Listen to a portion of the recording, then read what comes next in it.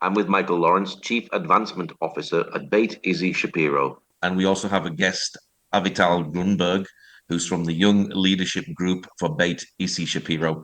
Michael, what is Beit Issie Shapiro?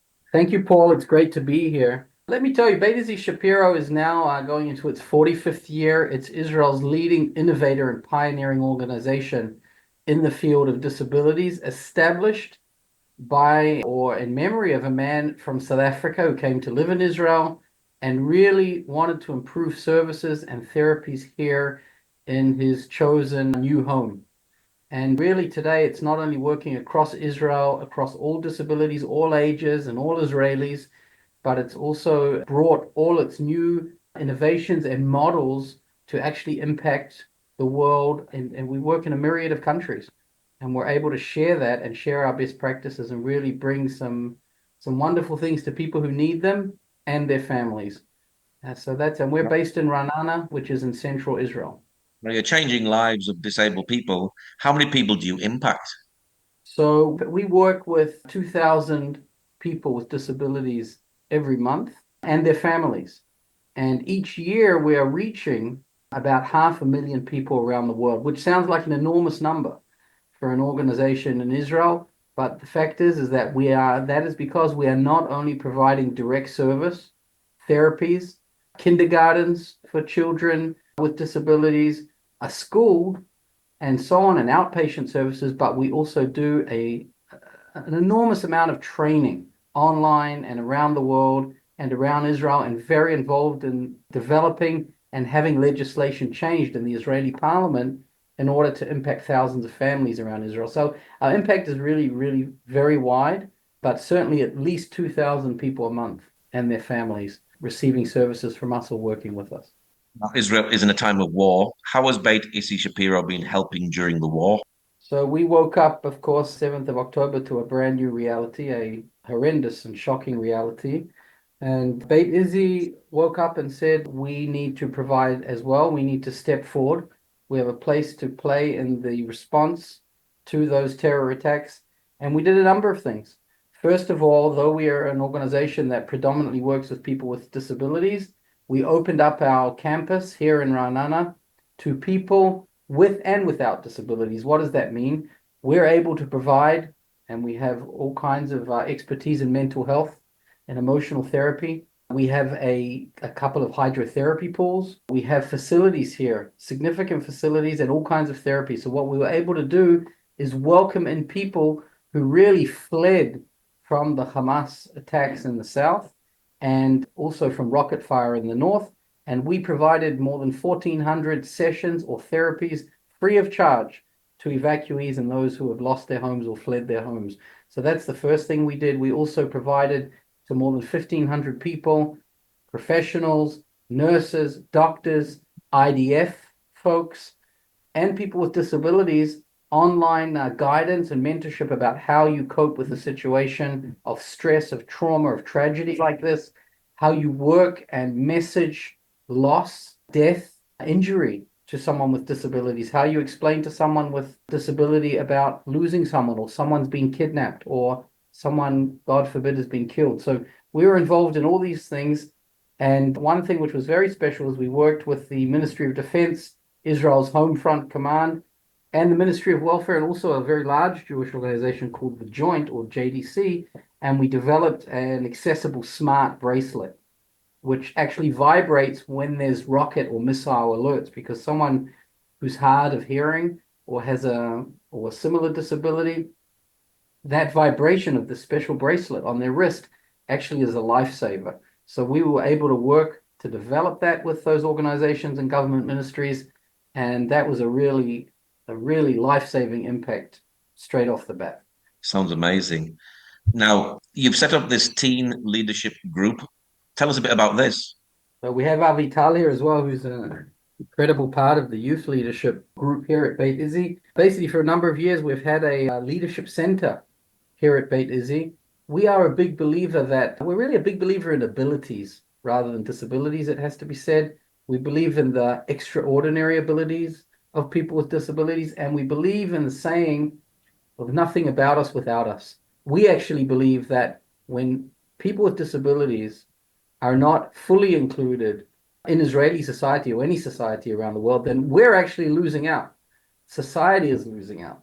And so, with all this in mind, what we've established is a leadership center and currently 6 leadership groups from different parts of Israeli society that contribute to making society better, whether it be local. And I know Avital can share a little bit about what they've been doing around the city of Ra'anana, or on a national level, making sure that access, and not only physical access, but access to decision making, access to making our societies more inclusive to people with disabilities and all people, that is actually taking place. And that is part of what we do. We don't serve people with disabilities. We work with people with disabilities, and we strengthen them as much as they strengthen us.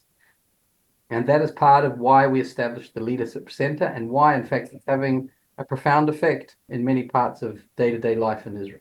So, Avital, how does the youth leadership program impact you and your other participants? And what do you think you get out of it? So I think because I'm in a leadership group, in a young leadership group, I think it gives me like it makes me stronger. It makes me you have more people look at you more and understand you more when you're in a group. You get your thing. I mean, people understand you stronger, and you get your thing you want to show them stronger because you're in a group, and yeah.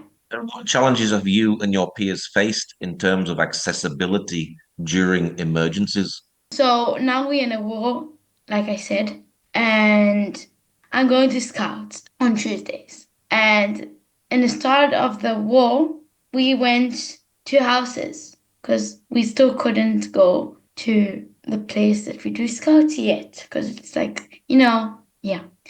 So there was an alarm, and I also have a twin sister, so she's also with me there. So there was an alarm, and no one, they tried to help me, but because it's an emergency and everybody's like, come, come, come. And for me, it takes like time to get to the bomb shelter because it's harder for me to walk and that. So it was like, I can't get in time to the bomb shelter. So they tried helping me without, I mean, I'm not blaming them, but they tried helping me and they didn't really look what I need and how to help me. They just left me. Good that my sister was there. Changes would you like to see in Israel's emergency procedures and shelters to better protect people with disabilities? So we went also through Ranana and through other places, and we saw bomb shelters. In a few of the bomb shelters, it was too small for a wheelchair to go in, or too short to go in. So I would like bomb shelters to be more accessible and to let wheelchairs go in, and yeah, just let and don't have a step, and that it won't be short.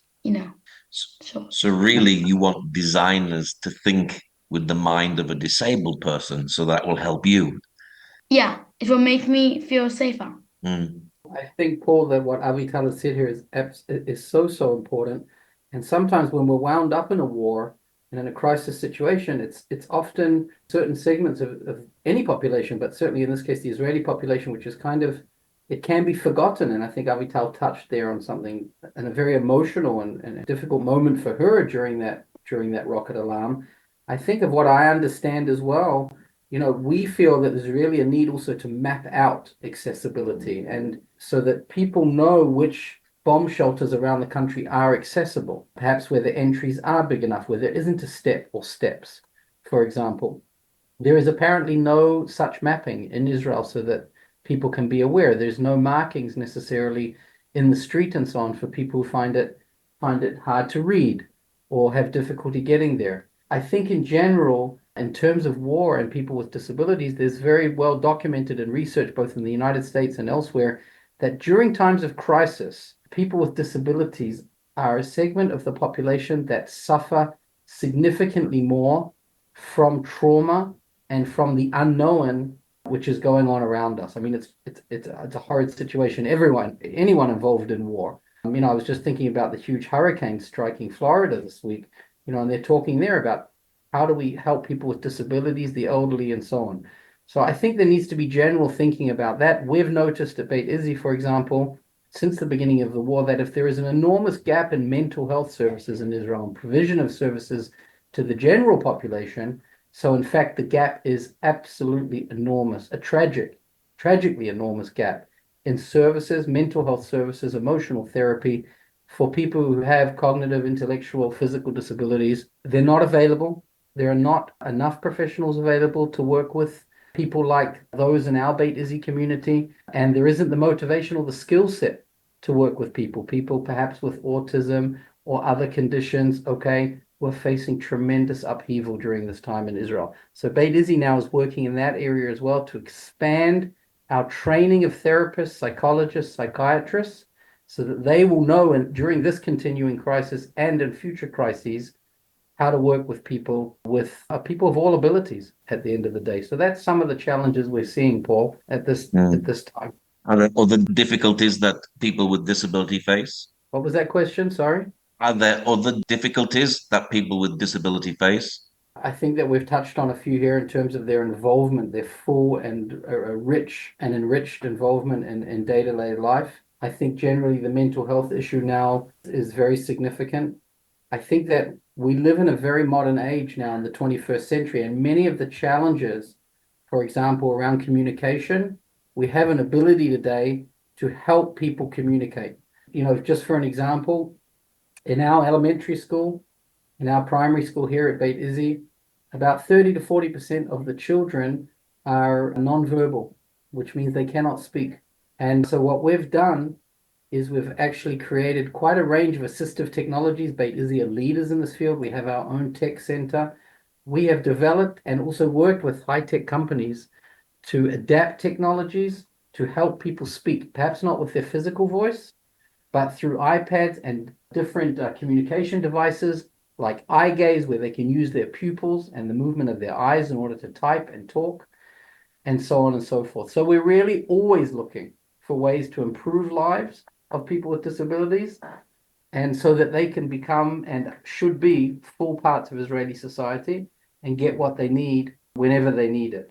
And we're big believers in them, and we're partners with that community. What is the teen leadership group doing to actually solve some of these problems? So we went through Ranana, and we went through we have scouts and Nakiva, something called Nakiva. It's something that usually young kids go to during the week. And we went to see the bomb shelters there, if they're accessible. And we saw that they're not accessible, most of them. There was a step and it was too short for a wheelchair or for a walker to go in. So we went through a few places. War is very stressful for anybody. It must be stressful for you as well. Yeah, it's really stressful for me and for all of the young kids that are in the leadership group. We have different disabilities, so each one has their own problem and their own, struggle. I have physically, and there's other ones that autism and, autism. And yeah. Avital, were you involved in the going from school to school and talking also with people at different schools about, and maybe you could talk about that, and also the movie that was created, or the campaign, the video campaign? That would be interesting as well. Yes, okay. Yeah. So before the war, we started, I think before the war, we went through schools, not just in Ranana, and we explained that we are the same like everybody. We did just a presentation and explaining to kids that if they see somebody with special needs, doesn't mean that they're different, and if they need help, to help them and to teach them which kind of disabilities there is and how they can help and how they can listen and just think as we are regular kids. You know what I'm saying? Michael, are people listening about these problems? Oh, I believe they're listening. I can tell you that the video that they created was on Israeli television across a commercial on one of the main TV stations here. I think what's so lovely about what Avital and her peers do is that what it says is we have the confidence and we have the desire to change the world in which we live, and Avital and her age group are deciding that now. And I think that's a crucial piece which Beit Issie is involved in, to give them to empower them and for them to empower us, because Avital and the others have incredible motivation and incredible strength and abilities. And they're going out there and they're talking about the world that they live in and how the world looks to them and how it can be a better place. And I think that's just so powerful. I can tell you a story, Paul, about, this is, it's a really touching story for me. When we first opened our campus in Beit Issie decades ago here in Ra'anana, we heard from the founder of Beit Issie, Nomi, who was Issie Shapiro, Issie's daughter. She says to us that there was so much protest. Oh, you're opening a place here for people with disabilities? We don't want those kinds of people here. What will that do for our community? Well, please, no. And she had to go, but this was the tremendous work that she did. She went door to door to door to speak with people about people with disabilities, about accepting others who aren't quite like you, but are still incredible contributors to our society. And it took a lot of work. Now, what's interesting, Paul, is now we're in the middle of building here in Ra'anana a new building on our campus, which is going to be the first inclusive early childhood center ever built in Israel, which means that children with and without disabilities will be learning, socializing, and growing together on the same campus in the same kindergarten. First time in Israel. And you know how many complaints we got from the neighbors, including some brand new residential buildings close by? Not a peep. And that is a reflection of Beit Issie's tremendous work and the tremendous work of people like Avital in the community in Ra'anana over these decades, where a communication line has been built up with the community and people see our work, people see inclusion differently, people see the benefit of having people of all abilities in the community, contributing to the community, and that's been a huge change. And it's been reflected in the new building that we're having here. Amazing. What is your hope for the future? The hope for the future? Our hope is always that we can continue to share our best practices. We wake up in the morning here, Beit Issie, although it's 45 years old, is like working in a startup. There is a tremendous hunger to identify the gaps in our services, in therapies, and what's available in Israel and around the world, and then to develop it, research it, and then to scale it. That's what we believe in. Innovate, research, and scale. And that's what we've been doing all these years. We've trained, Paul, 90,000 professionals in Israel and around the world since we began our training institute in 1992. And that's really our hope for the future, to bring and make this world more inclusive, better trained, more knowledgeable, more accepting, and to give people like Avital all they need in order to make our societies better. And she's already doing it. She's making us better people together with all her friends. And that's got to be a good thing. You must be excited getting up in the morning and working with people like Avital. Oh, 100%.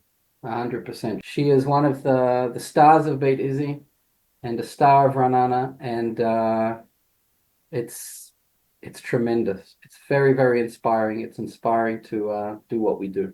Avital, what do you like about Beit Issie? Oh, it's a big question. Yeah. Because there is a lot. I'm not only doing the leadership group. I was there in the early intervention, the kindergarten. I'm still there in physiotherapy and hydrotherapy. And I'm in the leadership group. So a lot. It's a big question. Great. Yeah. Michael, what is your website for people who'd like to know more about the work that you do? Our website is Beit Issie, which is BEITISSIE.org.il.